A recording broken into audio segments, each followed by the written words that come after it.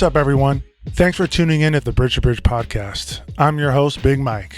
I was born and raised in the city of San Francisco, and I have such a love and appreciation for the Bay Area. This podcast is going to shine a light on some of the Bay's finest athletes, entrepreneurs, and artists.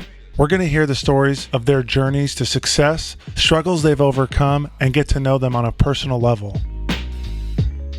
On this episode of the Bridge to Bridge podcast, Baywatch and myself link up with Rakuten CEO Amit Patel. Over the past several years, Amit has led Rakuten, a Japanese-based e-commerce company, down a path of growth and success here in the United States. We discuss his move to the US from the UK, his journey to become CEO, the Rakuten Warriors NBA jersey sponsorship, and the future of brick and mortar business in a digital era. So you know what to do. Sit back, relax, and enjoy this episode of the Bridge to Bridge podcast.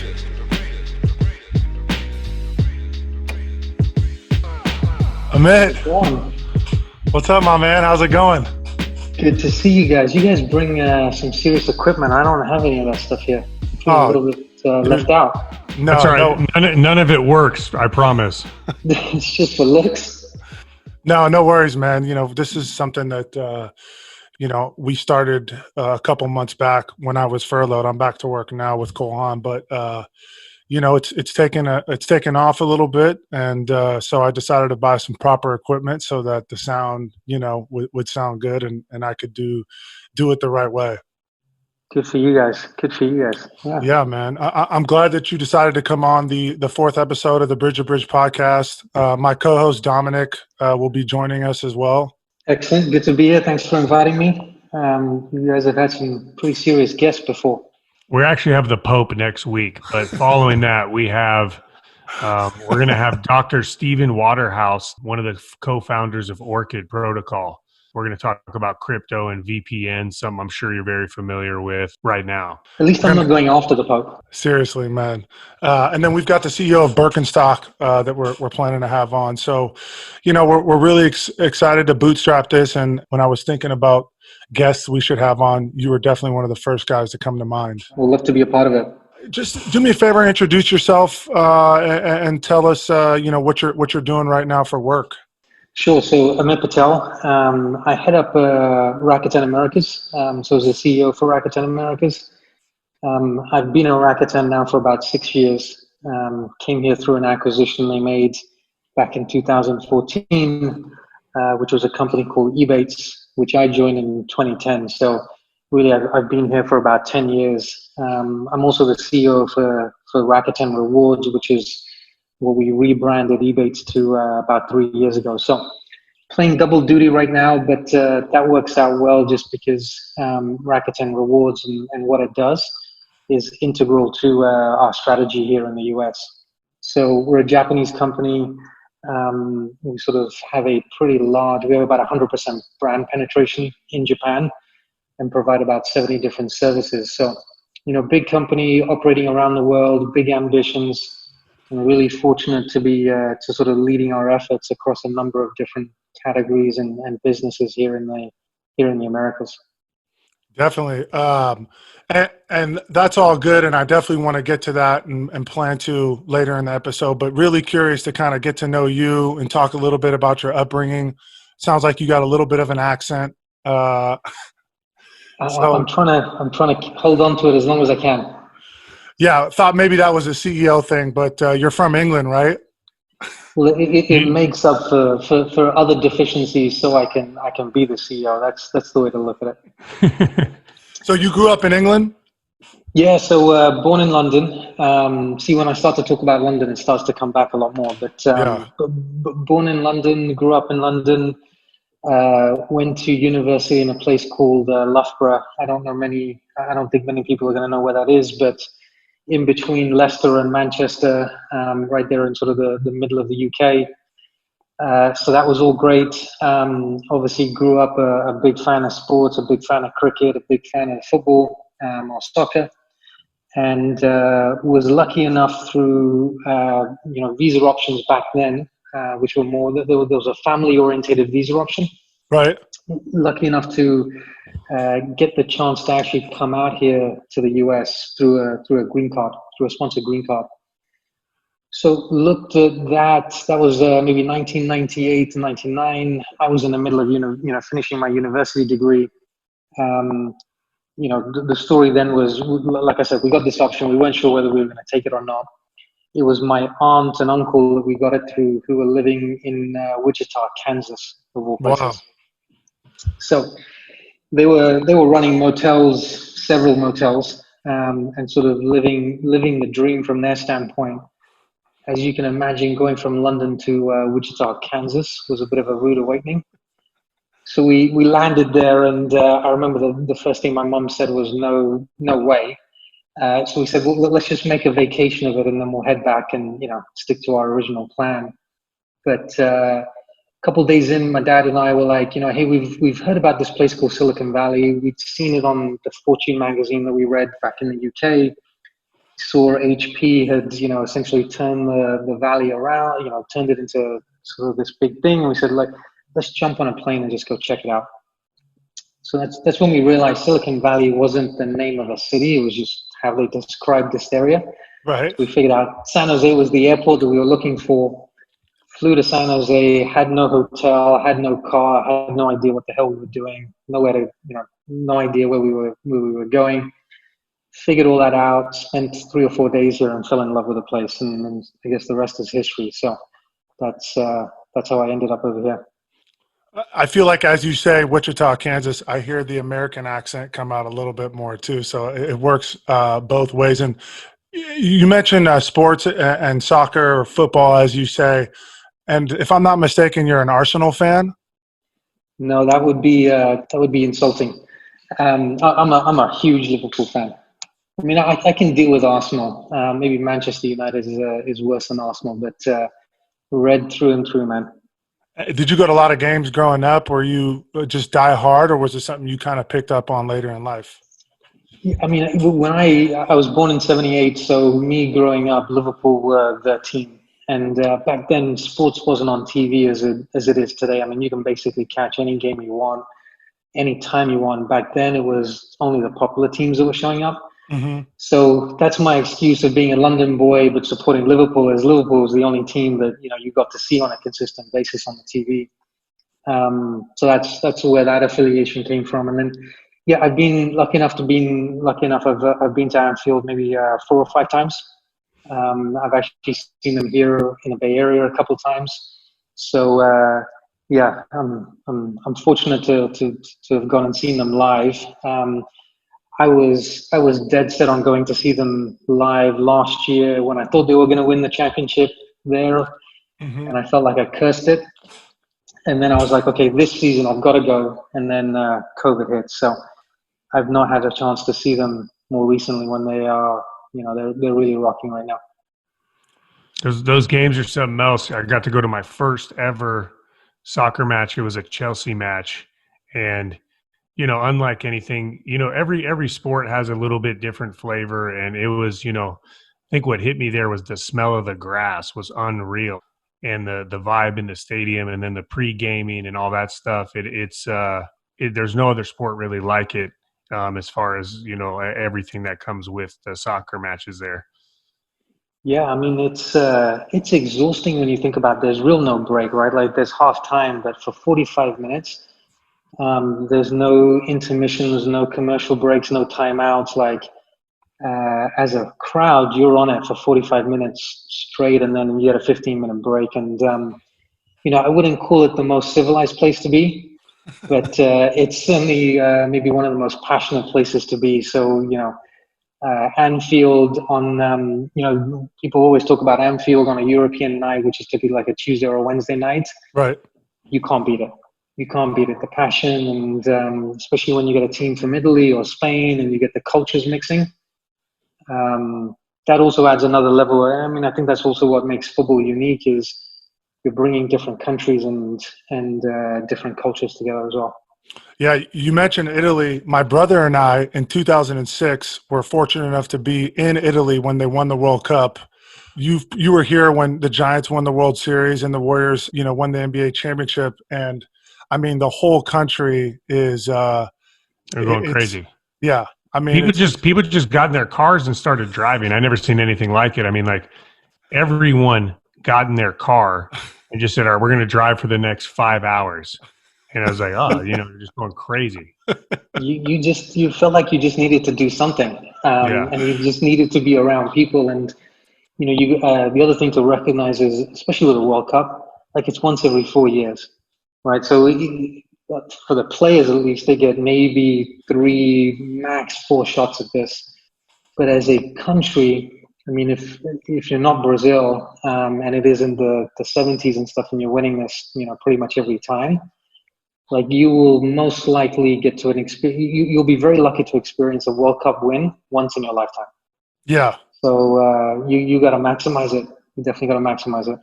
Our dad, he's from Sicily, and when they played Germany and won that game in overtime, and then they beat France, like I never seen the guy get emotional, but when we saw that game and they won in the fashion that they won, I mean, I definitely understand how important it is to the people of Europe and South America and all over for that matter, and it definitely is different than basketball or football.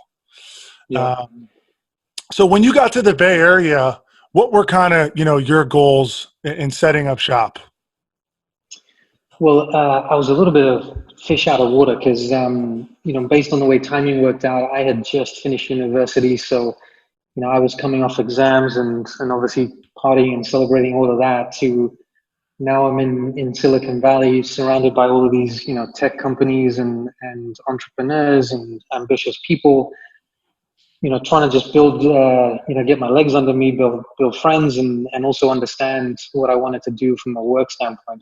So I'd done a marketing and a business degree with a little bit of finance in there. So I hadn't picked a lane at this point. Right.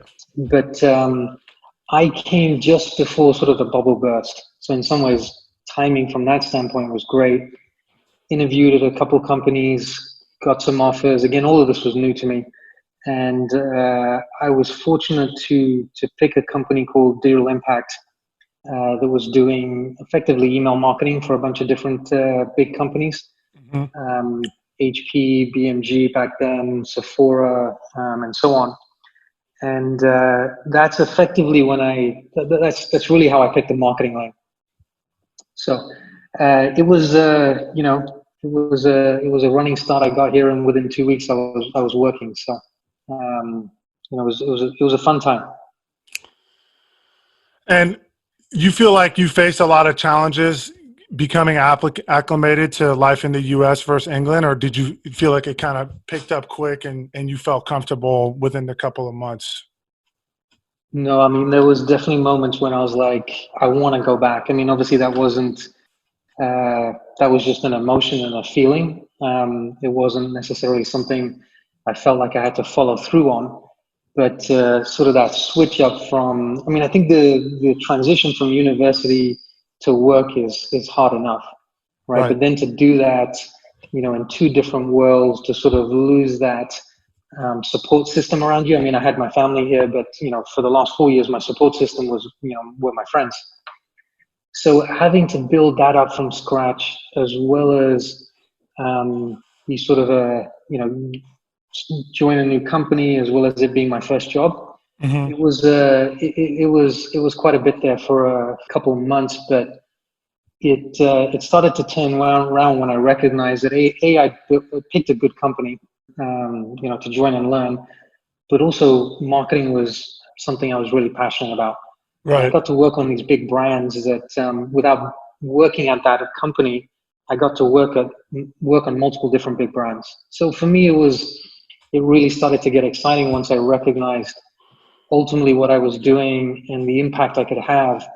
Everything else just became things that, you had to work on over time. And, in hindsight now, those things figure themselves out pretty quickly. It's tough. We talk to our dad all the time. He came over here with, little to no money, and he decided to take a job in waste management and ended up retiring at 55, 56, was he, Dominic?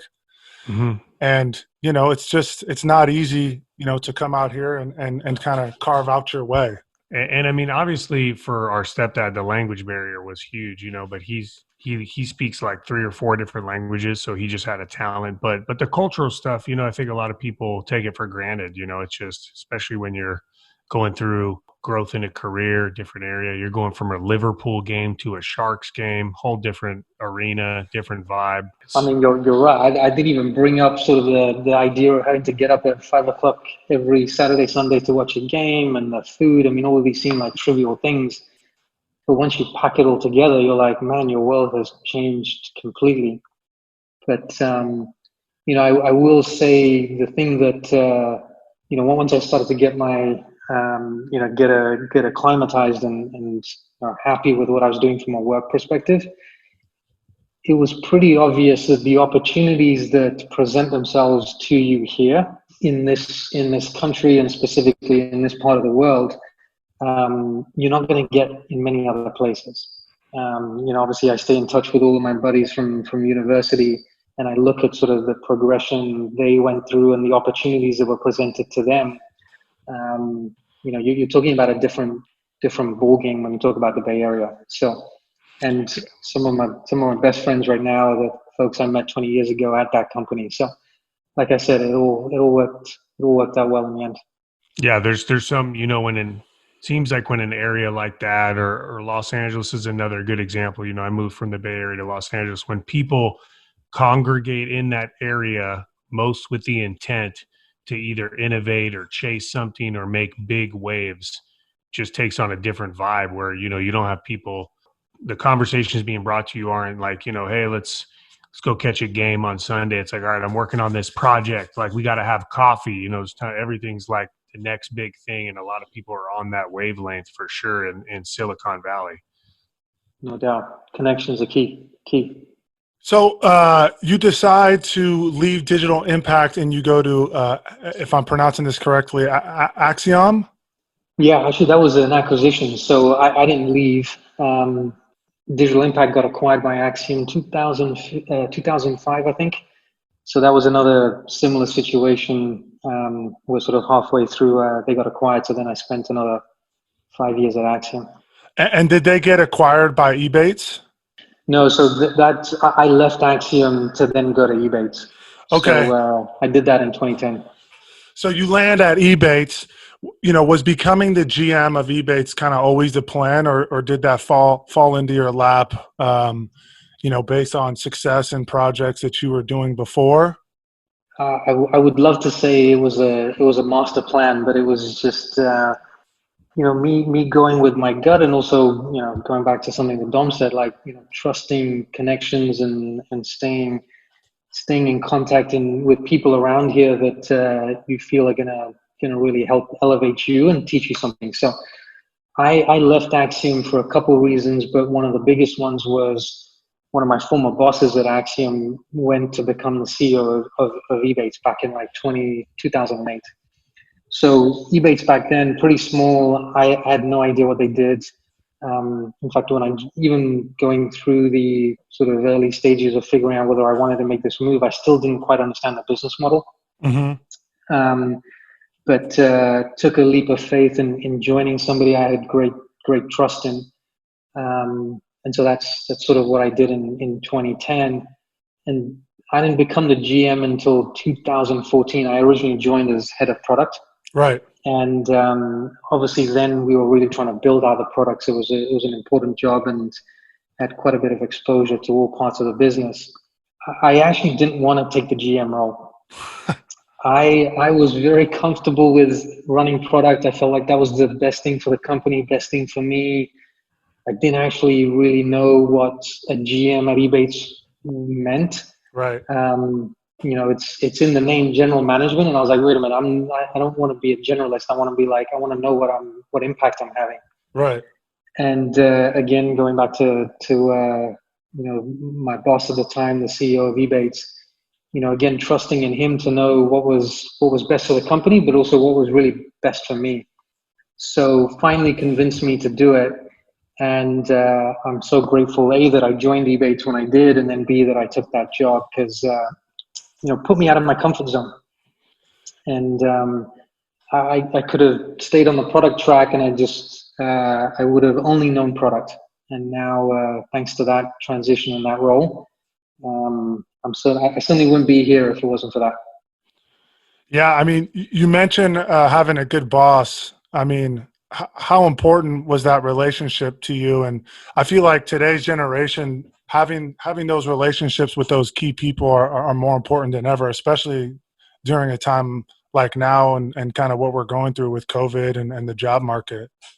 Yeah, no doubt. And I think also even it can extend beyond just who your direct boss is, as well to people in other parts of the organization that can influence your career, as well as people outside of the company that you're at, right? Sort of thinking about mentors and stuff. And I think the great thing about this relationship I had was, there was that level of trust and rapport there from the past.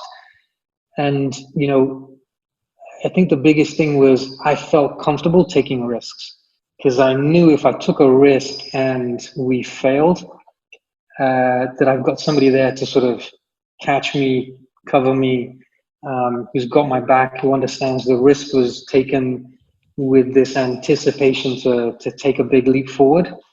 And even though we failed, we learned something, right? So I wasn't subconsciously worried about what I was doing. I was always trying to strive for unlocking, that next big leap forward for us, which was really down to the fact that I had that rapport and that relationship with my boss. Yeah, I mean, I feel like today you hear a lot of people talk about the fact that you need to take risk without having that net. And you mentioned the net, and it's like, sometimes it's good to have that net there, so that it can catch you if you fall. And it sounded like it worked out in this case. Yeah, look, in my position today, I try to tell people doing nothing is far worse than doing something and failing. Because with doing nothing, you effectively learn nothing as well. So, we've obviously we've got to be smart about the risks that we take. Like, we've got to have a proper thesis. We've got to do some research. But I definitely try to emphasize, and this goes back to my experiences that we were just talking about, is like, how can I be the one that provides that net? Like, it's okay. Go cause havoc. Go take a risk. Go push a button. And if it doesn't work, then we know that we learned something, and we know not to do that again. But hopefully it's also taught us on what should the next risk be. So That's huge. It's such a big application for so many different areas. And, to be able to do that, and, having someone that can back you up top is huge. I think, yeah, it's almost like instinct to just be safe, and not rock the boat and just get along. And most of us have this instinct to just get our check, make sure we get to the supermarket, make sure the house is going, but to take, like, you're never going to innovate. You're never going to change things up. You're not going to grow unless you take some major swings. Bob kind of brought that up in leaving the agency that he was at, well established, to take an assistant GM spot with the Warriors, and man, having a very promising career as an agent, repping a lot of people, doing extremely high end work, and then saying, all right, I'm going to go into this little area and look at the payout. He became the GM, won championships, right? He doesn't take that step, doesn't end up there. Tell us a little bit, or go through the acquisition of Ebates by Rakuten and kind of what that meant for your career and the trajectory of your career. yeah, so for me personally, it's been huge. So that was about 6 years ago. We were actually ready to go public, and typically acquisitions happen like this. A company files an S1, looks to IPO, and then you get a bunch of interest from companies that are looking to sort of keep you off the market, and take them for themselves. So that was the path that we were on. That was another great experience for me to sort of go through that whole how to pitch to investors, how to get a company ready to be on the public markets, to be on the markets. And we already had a working relationship with Rakuten. They were already in our industry. They were, a technology player.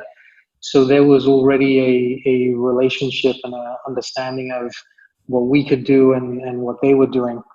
I think they came in with an offer that we really couldn't refuse from a financial standpoint, but also more importantly, we understood that where we were trying to get to, we could get there faster by actually partnering up with Rakuten. So it wasn't a Godfather style offer you couldn't refuse, right? It was more of just a good offer. it was, I mean, in hindsight, I think we should have waited for the Godfather offer, but everybody's smarter in hindsight. Yeah. Because we had like two, three of the best years that I've had from a financial and from a business growth perspective, the minute we said yes to their offer. So, I always joke with Kevin, my former boss back then, that hey, we should have held out, and we were worth way more than they paid for it. And he always reminds me, hey, don't be so bloody greedy. But also, our job was to make this deal look great from a Rakuten perspective. I mean, ultimately, after the acquisition, that was our goal: is how do we make these guys look like geniuses? And when that acquisition was happening, did you have much interaction with the Rakuten CEO? Was he around? Did he get involved personally, or was he kind of like in the background? The overall CEO at the time. Yeah, no. So Mickey, who's the founder and CEO of Rakuten Inc., effectively, this was a big deal. I mean, it was a $1 billion acquisition. So he was personally involved. I got to meet him one time during that acquisition process. Back then, I was still the GM. So it was a big deal for him. He had grand ambitions, and obviously had a clear strategy in mind as to why he wanted to do this. So that exposure, was small back then, but was good. And obviously, since then, it's become that exposure has obviously gradually increased. And Mickey, that's his nickname, right? That's right. Yeah, Hiroshi Mikitani is his full name. Obviously, he's huge, right? He's a mogul in Japan. That's is looking into him, and he's chair of every board you can imagine, and whether it's sport teams, companies. Pretty intense guy, or laid back. I mean, how would you describe him as far as, was it intimidating having this guy come into your guys' office, and what was that like? I mean, you can't not be intimidated by a multi-billionaire who's built everything he's built, a global company with, 20, 30,000 people in the space of 20 years. You can't not be intimidated. And, he's a little bit of everything in I think, the right doses. He's crazy when he needs to be, and when he needs to push his organization and us to achieve bigger things. But being around somebody that smart and that successful, who doesn't need to work, frankly, right? Like, I mean, he could retire easily and not worry, but therefore isn't driven by money, is just driven by his ambition and his desire for what he wants to do for society. I think is one of the many reasons why I'm where I'm at, and I'm staying where I'm at, is just the ability to work with somebody like that. It's funny you bring up the intimidation. I mean, I get intimidation before these conversations. I know you and I know Bob, and I've had a few other guests on here. It's just like, it's natural. You know what I'm saying? It's going to hit you no matter what. Some people have a easier job of controlling it. Some people don't, but I certainly appreciate it that you shared that with us. Also, really interested to find out a little bit about the sponsorship deal with Barcelona and the Golden State Warriors, and kind of what that meant for Rakuten. Yeah, so I'm certainly a lot closer to the Warriors deal, as I was involved in sort of bringing that to fruition. But I think the consistent theme between the two is, beyond looking for, obviously, we all want to be partnering ourselves with successful organizations, people who are doing well on the court or on the pitch. It was making sure that there was alignment between what we stood for as a company and what these organizations stood for as well. So I think, one word that you likely not think about, you don't think about when you think about sports teams, is innovation. But when you look at the way the Warriors, and you look at what Barcelona have done on the field and to the game, they've innovated the game, right? I mean, Barcelona play a type of football now that many other clubs are trying to, I mean, Liverpool for that matter, are trying to emulate. And the Warriors, I'm only a basketball fan of about 4 to 5 years, but I've seen enough to know the Warriors started playing a type of game that has never been played before, or at least I haven't seen before. Right. Crazy. Yeah, and so, you know, they stood for this idea of innovation on their respective turfs. Obviously, hard work and teamwork are all part of this. Yes, they've got superstars, but, you know, individually, they're not going to succeed, you know, with just one superstar or a collection that don't work as a team. So, you know, for us, that was a key ingredient. And then you just look at sports and what it represents. Fandom, joy, entertainment. Those are some of the characteristics and feelings and emotions that we want our members to feel when they experience Rakuten. Right. So lots of alignment, and that was sort of the reasons behind the partnerships. I mean, we own a couple teams. Rakuten actually owns a couple teams out in Asia, baseball team and a soccer team in Japan, as well as a baseball team in Taiwan. So sports has always really been a part of our overall, you know, go-to-market strategy. Yeah, I've been to the stadium in Barcelona, and you know, this is when I think I had known you for about a year or two, and I remember walking into that store, and you just see Rakuten on every jersey, and I was like, you know, I'm just thinking, wow, that is just, you know, so cool. A, that I know Amit, and B, you know, Rakuten is stamped on every single jersey, you know, and our logo's on every, you know, single Warriors jersey, and you got the likes of Steph Curry, Lionel Messi, you know, running around wearing this product, doing media for you guys. I'm sure that brought the company, you know, a ton of awareness, and, you know, people knew who you guys were, you know, from a global standpoint. Yeah.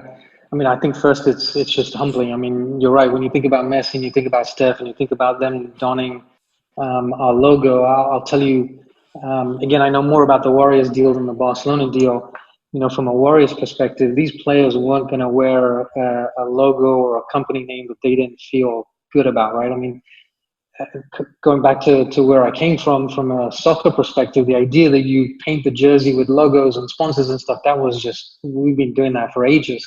This was the first time, I think, a sports in the US had decided to put something that was sponsored on a jersey. So it was a big deal. And so for us, it meant a lot that the team and the players themselves were on board with the idea of the Warriors and Rakuten partnering up. And in terms of what it's done for us, I mean, it's created a platform to do a number of things. From a consumer brand recognition standpoint, it gave us that boost and that platform to go from 0 to 60 plus from a brand awareness standpoint. Because when we did the deal, we really weren't operating as Rakuten, the brand. Right. We were still operating as Ebates, and we were in the middle of sort of putting that plan together. So it's certainly helped us from that standpoint. The other platform it gives us is to really connect. Going back to what we talked about earlier, and making connections and partnering with the best companies out there. I mean, we're in the heart of Silicon Valley. Warriors of the Silicon Valley team. You know, where else would you find high profile people and high profile companies? And so it gives us that platform and that level of trust and authenticity to make those connections. Was there? Oh, sorry. I was going to say, you were already. What was your when that sponsorship was sealed? What was your position with the company? So, you know, I don't know if you guys have got enough time for me to go through this story, so I'll keep it short, but I had just been promoted to the CEO of Ebates maybe 2 weeks before Mickey and I had the first conversation about this. So I had no idea what I was doing. I had no business talking to Mickey about these kind of things. But it's sort of that open dialogue and no fear approach worked, and I've stuck to it. So yeah, I had just become the CEO of Ebates and obviously was working on the rebrand from Ebates to Rakuten. Nice. I mean, that was that sponsorship. I know me and Mike are both fans, and I remember seeing it on the jersey. And first when you see someone on the jersey, you're just like, all right, that's something with a weird name, but they're just a company, great. And you're watching games, and eventually I looked it up, and I mean, like, it's you have a team that you're excited about. I'm like, hey, fine, and I'm sure that's hundreds of thousands of people that were like, what is this on the jersey, and um, it's an interesting sponsorship, and obviously has worked out great for you guys. I was going to ask a question. You oversee, I know you were saying you still are the CEO of Rewards, and I know Rakuten has branched out in a lot of different, subcategories. And I was looking through some of them, but obviously you have a lot under your watch. Seeing they have the intelligence, the rewards, obviously, which you're still overseeing. How many people do you have working directly under you, employees, and then how many divisions? Yeah, so we're operating about 6 to 7 divisions. It sort of depends on whether we're talking about internal or ones that are visibly externally. But we're operating about 6 to 7 divisions under the umbrella of Rakuten Americas. Rewards being one of them, advertising another, Kobo. We have a super logistics business. So, that whole Rakuten Americas represents about 3,000 odd people. Wow. Now, so yeah, I try not to think about it too much because sometimes it's a bit of a scary thought, but it's also important to remind yourself that 3,000 people, because it also helps you stay grounded, and also keeps you focused on the fact that these 3,000 people are relying on you to set direction and make good decisions. So. And then in the business world, so I work as a firefighter, and in our realm, we have like division, span of control. What's does the business world have a span of control, so to say, where, um, you have people under you that manage divisions and people, and at some point that becomes too much to be effective? What's your kind of, how do you deal with that, having so many people working under you, so much stuff, being able to control, when things come up to you?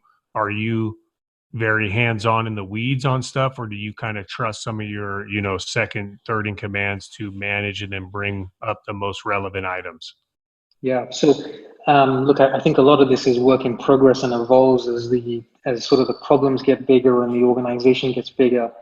We're very fortunate that we've got CEOs in charge of all of these business units who are very obviously comfortable and successful within their category or vertical. So that makes my job a lot easier. But in terms of am I hands-on, that's effectively how I started out. Going back to digital impact and where I started there and what I did at Ebates. I mean, I just have a lot of passion for the business, a lot of passion for the product. I constantly want to be learning. So, I'm maybe sometimes it isn't the most productive thing, but I love to sort of stay involved and be hands-on. But ultimately, my goal is to make sure that we, bring these business units together in a way that, serves the purpose of what we're trying to accomplish as a broader Rakuten company. And obviously do that in a way that whether an employee is a member of Division 1 or Division 2, they feel that benefit of being a part of the Rakuten family. So, I guess that just makes every day different. So we kind of fast forward to, COVID popping off. Obviously, something that none of us has ever seen. And I don't know what CEO, didn't have a tough time managing through these times. How has that kind of fast forward your e-commerce business? Yeah, well, I'll say I don't think COVID is the only pandemic we've been dealing with this year, right? So this year has certainly had its challenges from a number of different perspectives. But in terms of COVID and e-commerce, I think, what you've clearly seen is a significant acceleration of both merchants and retailers figuring out their e-commerce strategy, as well as consumers switching things up in terms of where they buy things and how they get a hold of things, and ultimately also what they buy. So I think going into this in round numbers, about 90% of commerce would happen offline, 10% would happen online. Mhm. And, to move that to 80-20 under normal circumstances would have taken multiple years, many, many years. Yeah. And I think we're actually going to be it isn't even going to be 80-20 when we get to that point where we say, okay, COVID is behind us and now we're sort of working in the new normal fashion. Right. Could be 70-30 by then. So, Wow. as many people say, like, what's going to happen in 1 year would have otherwise taken 10 years. You think people are going to kind of push away from opening brick and mortar stores once this whole thing kind of dies down, or do you feel like the paradigm has shifted and we're really people are moving away from that and the online shopper is going to stay an online shopper? Well, I think people are going to shop through multiple different ways. I personally don't think you're going to have a situation where you've got people who just exclusively shop through one channel and not others. I do think when you talk about what does a brick and mortar store mean and will people want to open them up, that what you have to deliver with a brick and mortar store Mm-hmm. is likely going to be different, right? I Mm-hmm. mean, if you think about brick and mortar stores, 20, 30 years ago, stuff them with as much stuff as you can, right? And, pile the racks up and get people in here, get them picking up as many things and leaving. And you fast forward to sort of pre-COVID, and you've got companies building brick and mortar stores where you can't actually physically buy anything and take it away from the store. Mm-hmm. It's just an experience store. Come in, try my shirt on, figure out what size you are. You can place an order, but we're going to deliver it to your home. So just the concept of what a brick and mortar store means and what it represents to your overall strategy, I think already was changing before COVID. I mean, go down to Union Square in San Francisco, and Dyson has got like the biggest store you can imagine. They did that because they needed a place for people to experience their products, right? I don't think they're really, this is my guess, I don't think they're really measuring the sales of that store and judging it based on just those sales. Right. They're looking at the foot traffic. They're looking like, hey, are we building, a connection with our consumers so they can see how great this air conditioner is, this vacuum is. So I just think what you have to do in a brick and mortar store is going to change. I think the courage you must, if you're just someone that says, I'm going to open a store to sell product, the courage to do that in post-COVID, the moxie is insane. I mean, I can't imagine right now saying, I'm going to take my life savings, open a storefront, and based on what I just experienced, I think I feel really good about this. And I think that's got to drive people immediately. Maybe not. Maybe some of the older stores stick to their business, but if you're new and you're innovating, I don't know how you don't look at online as the major core of your business delivery model and say, okay, let's open this shop down on Main Street, and man, we are going to just do great. It's crazy times. Another interesting item, times wise, and Mike knows, I'm very interested in this. The crypto space. What is how is Rakuten interacting with crypto?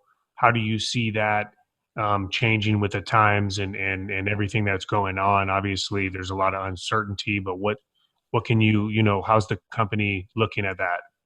Yeah. So we're much further along as it relates to the crypto space in Japan than we are in other parts of the world. So we've got a whole crypto division within the company, primarily based out of Ireland, as well as solutions out there and marketing in Japan. So I think here it's a bit of a wait and see mode. But I think we're certainly committed to the idea that we have to be thinking about the space, developing in the space, because ultimately there will be an idea and a method and sort of alignment around this where it sticks and it becomes, something that scales. Do I think we have something yet? I'm not convinced. But I think there's two elements to this, right? There's the actual currency itself, which I think needs a lot of things to align. I mean, you're talking about the government, you're talking about, multiple aspects need to come together. And then there is what crypto is really built on, which is blockchain. And I think blockchain has far more applications than just currency and money movement. And I think that's a place that is really exciting. And that's a place that we've been looking more deeply at as it relates to problems we're trying to solve in the business world right now. Do we think the blockchain gives us that level of transparency and openness and empowerment that maybe was more difficult to do with basic sort of technology from the old days? What are some areas that Rakuten is looking to get involved in, unique to America? As far as different sections. I mean, are they looking at a real estate division? Are you guys looking at getting involved in how to better use office space, or what's on the forefront right now for you and the company? Yeah, obviously, I think a lot of companies are trying to think about, just as we talk about brick and mortar and what does that mean post COVID. The same is true for real estate for us, right? Like, what does it mean to be in an office? I'm not sure if you guys have been to the likes of Google and Airbnb and stuff, and these are just gigantic but just amazing environments. Mm-hmm. And given what's just happened, I think it's putting into question sort of all of those perks and how important and how you're going to operate them in the post-COVID world. So that's certainly stuff that we're looking at. I think the thing that we are most excited about looking forward from an innovation standpoint is in the mobile space. So I don't know if you guys have been following Rakuten in Japan, but our big bet right now, our moonshot, is to really fundamentally change the mobile network space or the telecommunications space. 5G. With 5G being a key component and Mm-hmm. maybe an accelerator of that. So, long story short, Japan's got 3 mobile network operators, KDDI, NTT Docomo, and SoftBank. The same thing that we have here, Verizon, AT&T, etc.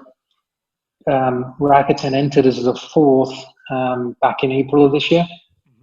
But instead of doing it the old way, which is go put a bunch of towers out up there with a bunch of heavy-duty hardware at each of those towers, we took a software approach, very similar to what Amazon did to data centers and how AWS has become so successful.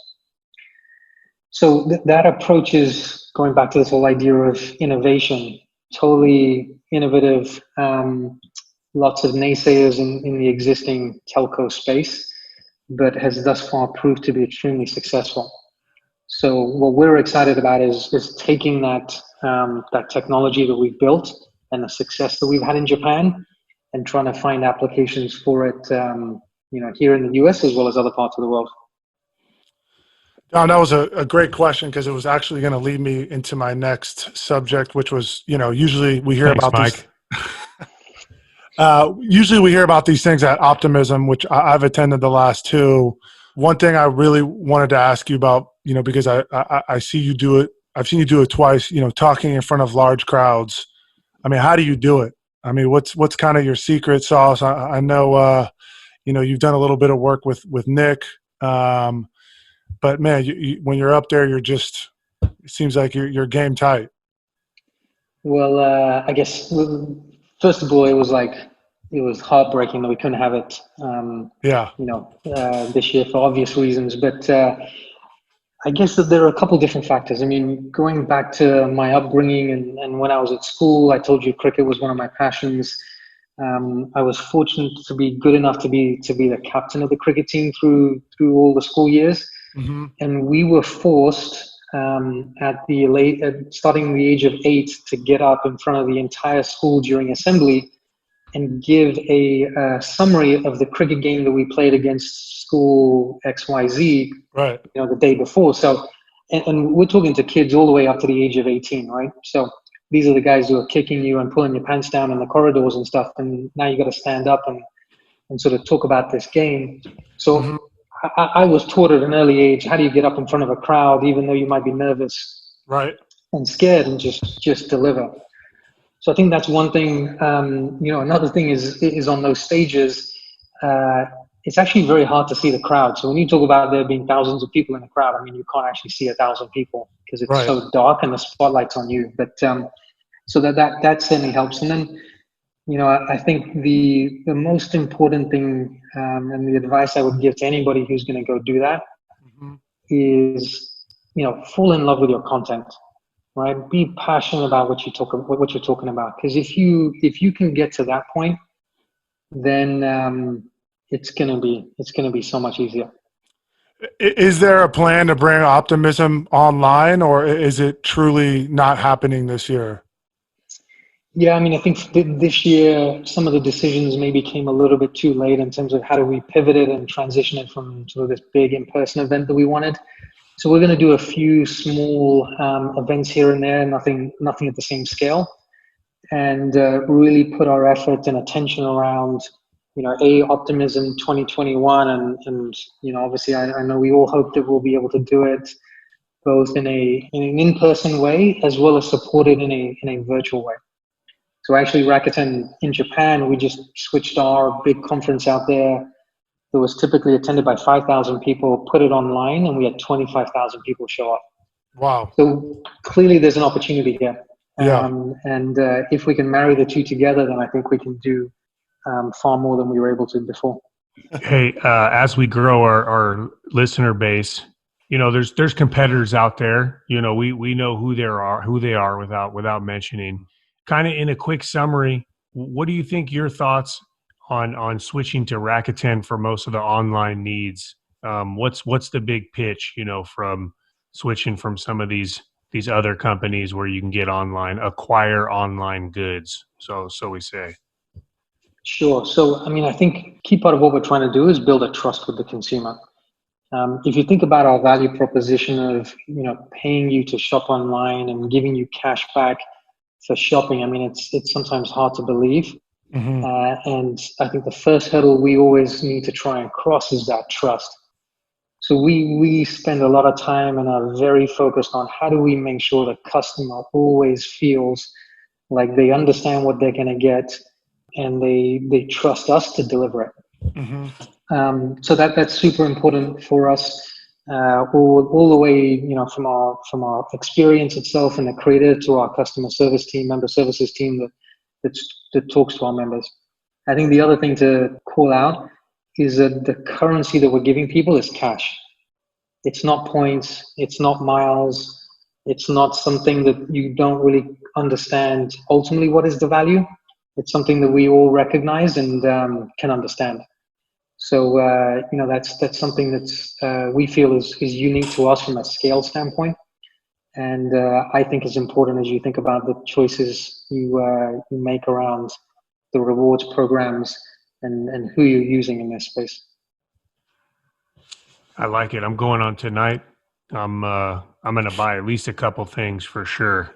But I will say, just to echo that, what you guys have built as far as user interfaces is awesome. I was just looking around a lot of different things, checking the different areas, and you guys obviously have everything else or everything that you could find on any platform.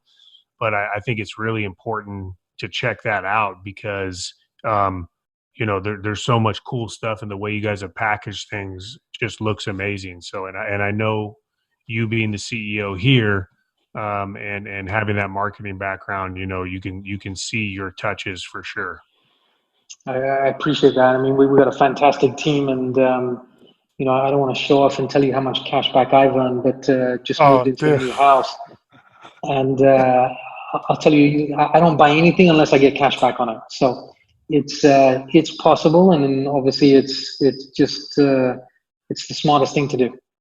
I mean, it adds up. I mean, my girlfriend got me to use it, but it's like, I'll be looking to buy a pair of Cole Haan shoes. I know you're a huge Cole Haan fan, and she's like, you got to buy them on through Ebates or through Rakuten, because then we get the cash back. And so, she's got me using it. And I just want to end with the correct pronunciation of Rakuten. I know Dominic and myself were arguing about what the correct pronunciation was before, but if you could give us the correct pronunciation, we'll let you get back to handling your business outside of this. That is a good way to end. I think you got it right though, but the way I say it is Rakuten. Rakuten. All right, Amit, thanks so much for joining us on the Bridge to Bridge podcast. We certainly appreciate your time. We'll be having you back definitely soon. It's been a pleasure. Thank you, guys. All right, Amit, take care. Thank you. Bye-bye. Wow, another fun episode in the books. Definitely fun to learn about Amit's journey and understand what he's done to become successful. I think we're definitely excited to see what's on the horizon for Rakuten as a company, and have no doubts that they will be successful here in the US with Amit running the company. A special thanks to Amit for taking time out of his busy day to talk shop with Dom and myself. We really appreciate you coming on the show and hope you guys enjoyed the episode. Please make sure to subscribe and share this episode.